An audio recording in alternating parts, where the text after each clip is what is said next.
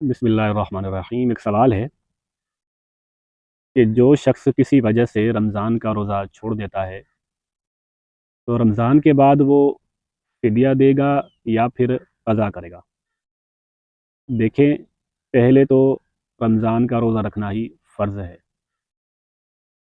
اگر کوئی شخص کسی وجہ سے رمضان کا روزہ چھوڑ دیتا ہے، جیسا کہ عورتوں کے مسائل ہوتے ہیں، وہ رمضان کا روزہ چھوڑ دیتی ہیں، یا مرد حضرات بھی ایسی بیماری میں مبتلا ہو گئے کہ اب وہ رمضان کا روزہ نہیں رکھ پا رہے، تو جتنے روزے رمضان کے چھوڑے ہیں، رمضان کے بعد اتنے روزوں کی وہ قضا کریں گے۔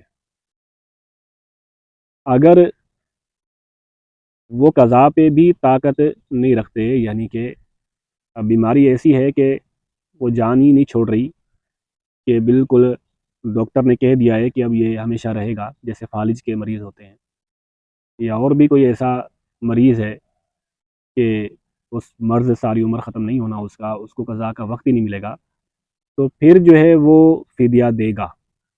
یعنی فدیے کا جو مرحلہ ہے، فدیے کا جو نمبر ہے، وہ قضا کے بعد ہے۔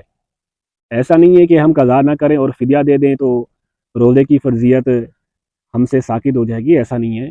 وہ جتنے پیسے دیتا رہے، فدیہ دیتا رہے، وہ ضائع ہے، وہ کسی کام کا نہیں ہے، کیونکہ وہ شخص قضا پہ قدرت رکھتا ہے، قضا پہ اس کی طاقت ہے۔ قضا کی طاقت ہونے کے باوجود بھی وہ فدیہ دے رہا ہے تو وہ اپنے پیسے ضائع کر رہا ہے۔ قرآن مجید میں فَمَنْ كَانَ مِنْكُمْ مَرِيضًا أَوْ عَلَىٰ سَفَرٍ فَعِدَّةٌ مِّنْ أَيَّامٍ أُخَرَ،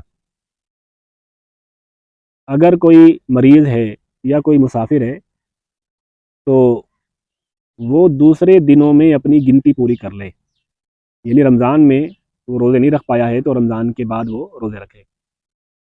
آگے وَعَلَى الَّذِينَ يُطِيقُونَهُ فِدْيَةٌ طَعَامُ مِسْكِينٍ، اور وہ لوگ جو اس قضا کی بھی طاقت نہیں رکھتے تو وہ جو ہے فدیہ دیں گے۔ اور فدیہ کیا ہے؟ ایک مسکین کا کھانا، یعنی ایک مسکین کا جو 2 وقت کھانا ہوتا ہے، یہ جو ہے فدیہ ہے۔